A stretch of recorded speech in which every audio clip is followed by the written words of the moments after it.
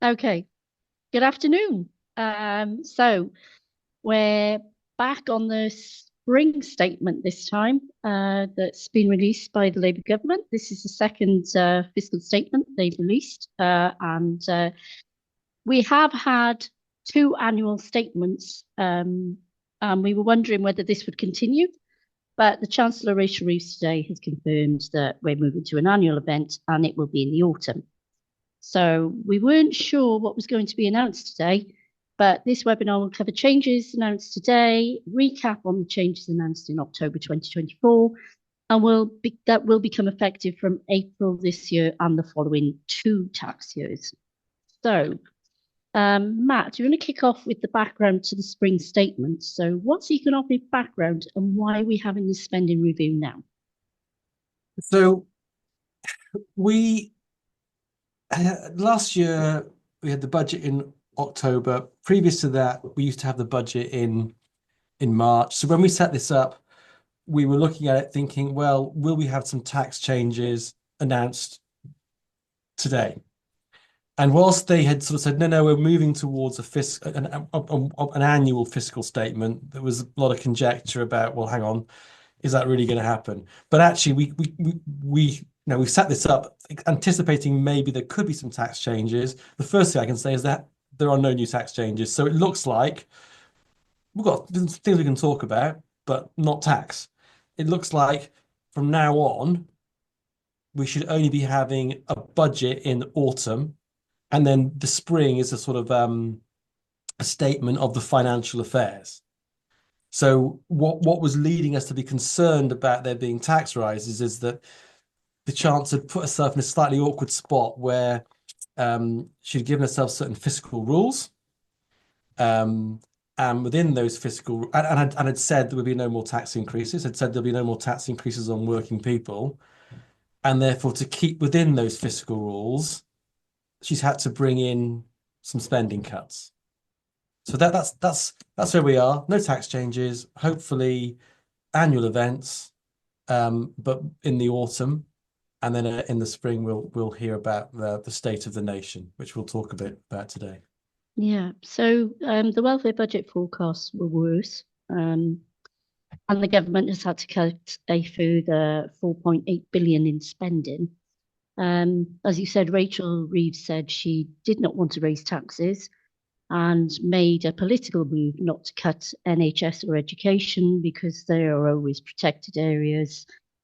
So what has been targeted to make the biggest saving? Actually, only two areas. Okay, so Mm, in that background of, well, we can't, we've got to get the waiting list down, and these political decisions have been made. Got to increase NHS spending. One we've so really only two. One we've known about for a while. It's actually gone further. So the welfare cuts, we were expecting, I think 4.5 billion, and that's going to be sorry, under 4 billion. They're going to look like 4.8 billion per year by the end of this parliamentary term. So often they talk about the cuts. What they mean is by the end of the parliamentary term. That's where they've got to get to. And there wasn't much in the way of surprises other than there's been additional cuts to the health element. I'm not an expert in these in the welfare position at all, but they've gone further than we were expecting. On top of the welfare cuts, they have announced 2.5 billion of annual savings in administration. This is like our own Doge, our Elon Musk, yeah, our version of Elon Musk's Doge. So 2.5 billion, that is annual also. And a little bit vague in the detail, but AI was going to play a part. AI and technology always plays a part, albeit there would be a requirement to spend 3.25 billion on technology in order to deliver those annual savings. And broadly the way it works is the OBR, the Office of Budget Responsibility, has to sort of mark the government's homework. So they kind of got to demonstrate to the government that those savings are realistic. Now, whether they will be delivered or not, that's obviously a very different question, but they have to demonstrate that they are possible or realistic. I'm not quite sure what test they use, but if the OBR is satisfied, then they get reflected in all their forecasts. So that's, yeah, only really two areas. Yeah, and we've got a 2.5 billion cut, but then we've got 3.25 billion spend, which, as you said, it's AI, technologies, and they mentioned a voluntary exit scheme, which means cuts to the civil service, obviously. Yeah, and I think we're already seeing announcements of up to £50,000, 50,000 civil service jobs uh, Mm. going. Yeah, so we've got two areas targeted by the government, welfare and UK Doge. Yep. But where will the revenues come from? We've got growth and tax avoidance. So, tax avoidance, the government has forecast 6.5 billion to 7.5 billion per annum by the end of this parliament. So where would this extra 1 billion come from? Because OBR has approved it, so obviously they're happy for the government to announce that. We don't really know. So the announcements are not specific. They talk about using technology. Um, Again, so the OBR is satisfied. What we sort of anecdotally know is that when it comes to tackling tax avoidance, in some places HMRC are very good. And so, as an example, um, they discovered that there were lots of landlords that were paying no tax on their rent. And they used technology to essentially work out who was, I don't know, applying for a gas certificate or applying for a license to be able to rent their property out as required, all those sorts of things. And they were able to use technology to gather that data and then target those individuals. And once they've got that data, they're actually they're good. They send out the nudge letters, they frighten people, they tell those people, well, you can go and make a disclosure.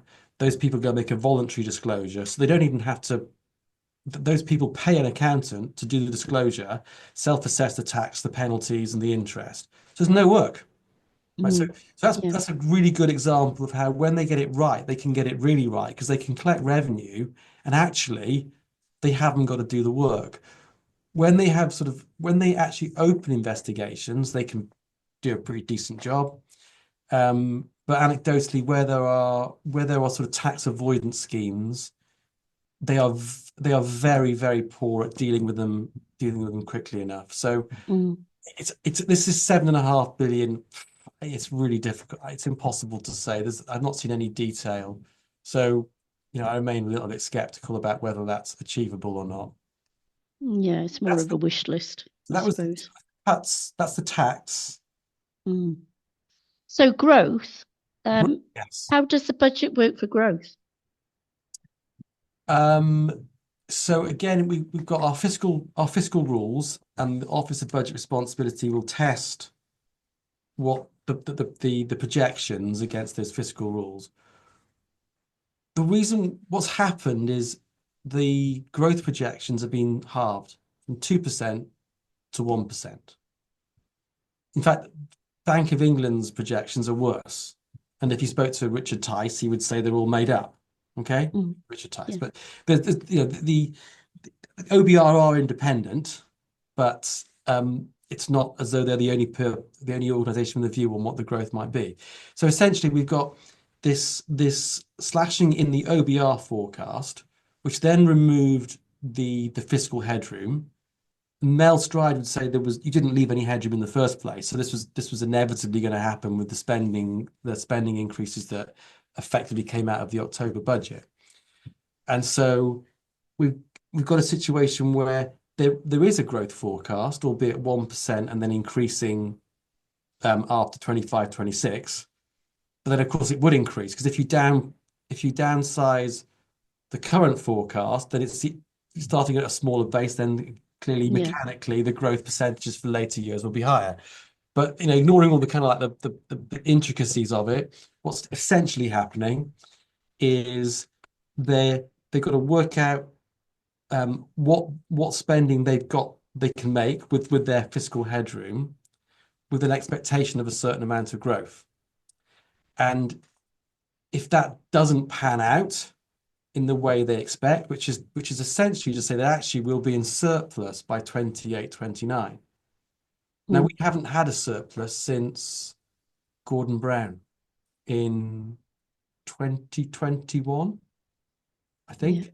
So so there's going to be a lot of individuals say, well, that's just not going to happen. You know, we haven't done it in 25 years, and you keep telling us we're going to have a surplus in a few years' time, so you can spend more money now, supposed Yeah. to help deliver that growth. So there's going to be a lot of I suspect there'll be some cold water poured in it, but that's essentially how it works.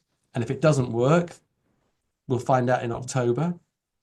Yeah. And the government are hoping that economic growth, part of it, which is what they mentioned before, is about building 1.5 million homes. The construction industry will improve. The economic growth will come from employing people within that area. That's what they're hoping to do within this parliament, 1.5 million homes. They're hoping that will bring about 15.1 billion in economic growth. But is this realistic? Well, who knows? So it's interesting. The OBR have marked that homework and said, no, it won't be 1.5 million. It'll be 1.3 million. But even so, um, that's a big number, and they've, I don't know, they've got to. As I speak to individuals that are developers, they will say it's just too hard. I wouldn't have, I wouldn't do the development I did 3 years ago because of the regulation. I won't make enough money. It's just not worth the risk. So it's a tall order, but for certain, they're still talking about growth. I suppose they have to talk about growth, and they have put great stock on house building being a big driver of that growth. The only other specifics of growth were the the defense spending being used to invest in UK technologies such as, I don't know, UK drones, what it might be. But that we wait to see, and we'll find out. We'll find out in October. We'll find out in the next spring statement. So yeah, Yeah. so lots of cuts, but a hope of some growth to keep within the fiscal rules. Yeah. So that about covers off everything that was dealt with today. It was a very short statement, and it was just, as you're saying, nothing impactful in terms of taxes, but all about cuts in welfare. So we can move across now to the recapping what happened in October, because obviously with the cuts that are coming in or the increases in taxes that are expected that were announced in the October 2024 statement, they will start to hit from April this year. And the first one will be employers' national insurance, which is increasing to 15%. Then you've got the cuts to IHT reliefs from April 2026, and then pension changes from April 2027. So where do we go from here? I think it's worth talking about all of those, because in actual fact, we don't have, since they were announced in October, other than the national insurance, we don't actually have any legislation for the 26 changes and the 27 changes. So the first thing, it's probably worth talking about the increase in employers' NI, just to remind people that the 13.8% rate has gone up to 15.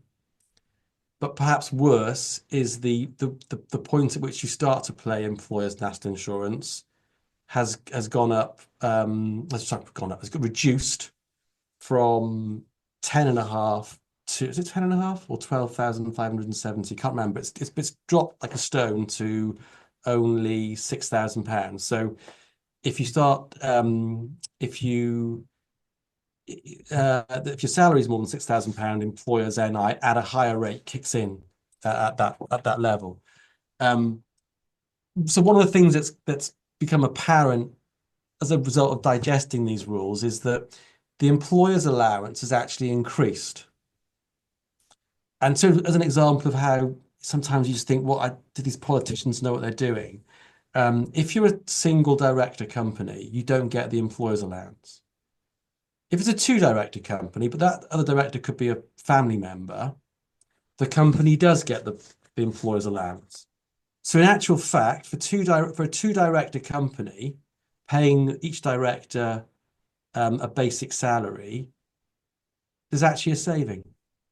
which Mm, can't have been thought through, because how easy is it going to be to add a family member to a small company that doesn't have, so if you haven't got any other employees, you're just the one director and now the two directors, it actually will benefit people. Um, and so also the things we're seeing is that it sort of it the way they've reduced the allowance, it can hurt some businesses more than others. So, for example, hospitality will be harder hit because it's more likely to have some casual labor, students, like my own ch mm, children will go and work in the local pub during the holiday months. Well, they can get to that. They would never have got to the old threshold. They might get to the new threshold.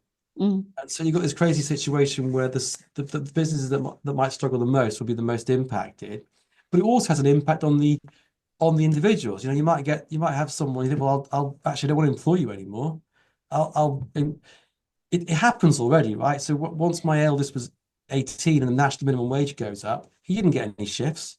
His younger brother got all the shifts because he was cheaper. yeah. I think the same things will happen with the with because of the employers because of the threshold. So once they've got to that point where the employer's got to pay the 15%, you'll find the siblings will get the washing up, and not the older brother or older sister. So Yeah. not brilliantly thought through. That's coming in now. So we're not really seeing the impact. We're going to start to see the impact that has on growth. Um, as for the business relief changes, so this is the just as a reminder, this is the um, moving away from 100% business relief to a £1 million allowance, and then anything over that £1 million allowance, a 50%. Um, no legislation currently. There's still a consultation. It still seems that the £1 million allowance is not going to be transferable, which is ridiculous. The residence nil rate band, the nil rate band, they're all transferable. Yeah. In a crazy situation, whereas if I'll just say one spouse has a business asset that happens to be worth 2 million. Well, if that spouse dies first and leaves that whole asset to the surviving spouse, when that surviving spouse passes away, they only have £1 million of allowances and will pay 40% inheritance tax on the balance. Whereas if they'd owned it 50-50, it wouldn't be a problem. It could be dealt with. But Right. Yeah. so I think the it'll be interesting to see what that legislation might look like. Um, we are looking at a situation where we can still put things into trust before April 26 and still get the 100% relief. Whereas if you give something away and die after the 5th of April 2026, you wouldn't get 100% relief. It just doesn't make any sense. There's a consultation taking place, but they are so incredibly slow and generally don't listen to um, what people they sort of make up their minds. So we have to see, but I'm not particularly optimistic. And then from April 27, we've obviously got the changes to pensions when they will all start to fall into inheritance tax. And again, no legislation, consultation, mainly around the mechanics, not so not a consultation saying, "Oh, should we do this or not?" We're doing it supposedly, but a consultation on how all that might work. So that's where we are. So nothing new, but we're still sort of learning a few things, maybe about the announcements that were made in October, and I think we'll still be learning about them possibly up until the deadline, because typically the legislation, whilst you might get the finance bill before, Mm, often it doesn't actually go through Parliament and get enacted until after, which seems mad. yeah. So, yeah, very short, very short webinar. So that's where we're at today. There were cuts announced in today's statement, but nothing really impactful on No. businesses per se. It was just the October statement that brought in the raft of changes that will affect businesses from April. We've got the increase in the living wage as well, not to forget that, which also Yeah. will impact on overheads. So yeah, that's a very brief statement for Yeah, today, I very think brief webinar. was the only thing that that might be worth mentioning is we do have tax rises because we've not got any we've got the fiscal drag, and I don't think they've announced that fiscal drag will continue, but they beyond when it was going to continue, but that keeps getting pushed out. So this is the Mm, freezing of the personal allowance, the freezing of yeah, the rate band. Um, that's certainly set to continue for the short term, and it doesn't. There's no indication that it's going to change anytime soon. There's no announcements that, oh, look, we're definitely going to start to move these up.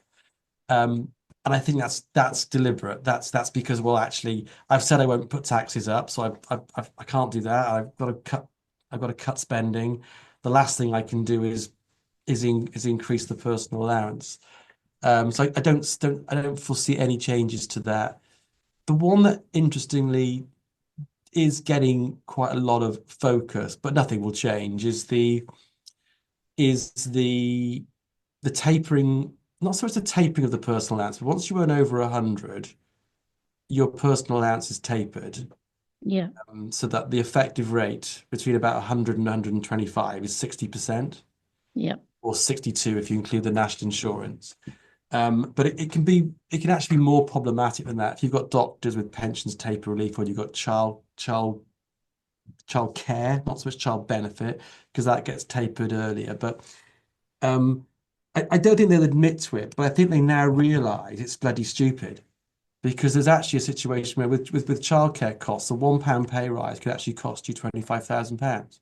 yeah, So there's this you can't keep talking about growth then and productivity, and then there's people that get to that salary and go, well, do you know what? I'll work 4 days. It just yeah, doesn't make any sense. So it'll be interesting to see whether there's a bit of traction there now, where I think behind the scenes politicians are realizing it doesn't make any sense, but politically it's difficult to deal with. So whether they can find a political way of dealing with that remains to be seen.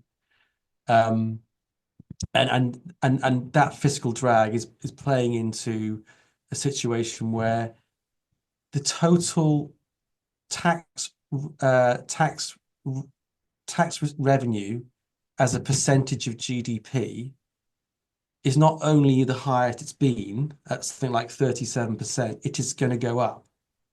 So yeah, even when we get to the point where we should be having surpluses, it looks the OBR expect that the tax as a percentage of GDP will get close to 38%, which compares to about 33 pre-pandemic. yeah. In 2019, yeah, And there's going to be a realization of, whoa, you're not going to get the product, you're not going to get the growth, you're not going to get the productivity, because you're just pushing it down all the time. So it'd be interesting to see um, whether that might play out into some loosening of the fiscal policy once they've got, hopefully, the spending under control.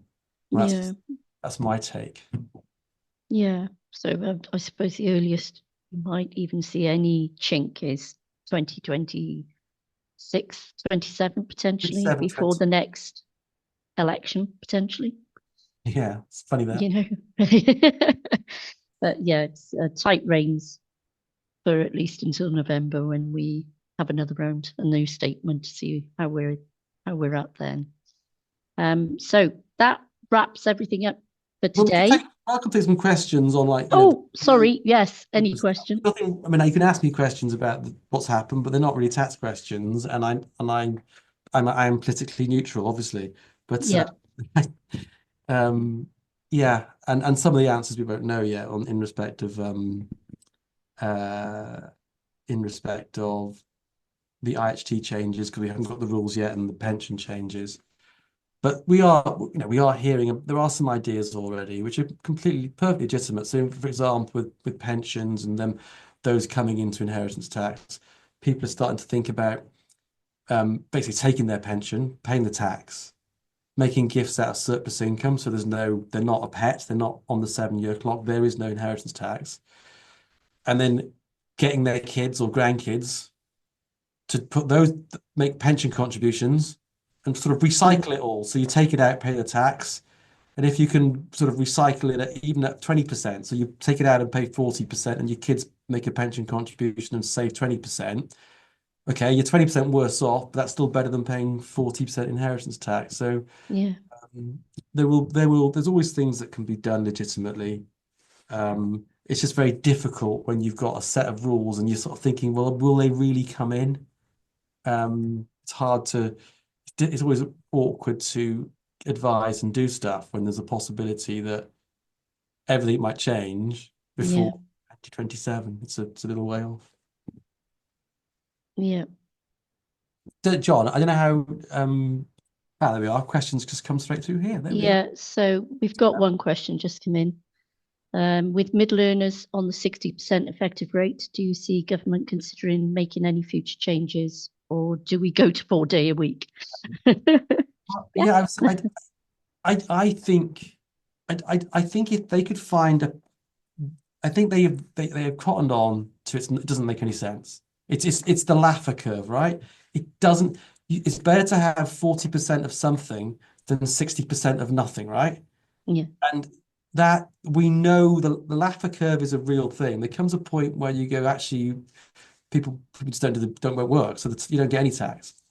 I think they're onto it. I think they have got to try and they just can't politically. They cannot do it now. You take the winter fuel.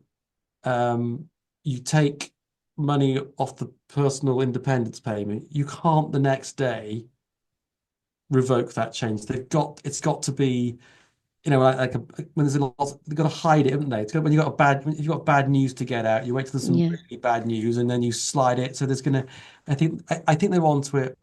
I think if they could find a politically expedient time to do it, I think actually they would.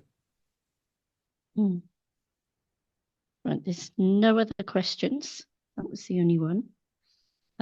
So I guess we'll wrap up now. Thank you for attending. I know it's a sunny day and there wasn't a lot to discuss, but I hope you enjoyed what we covered.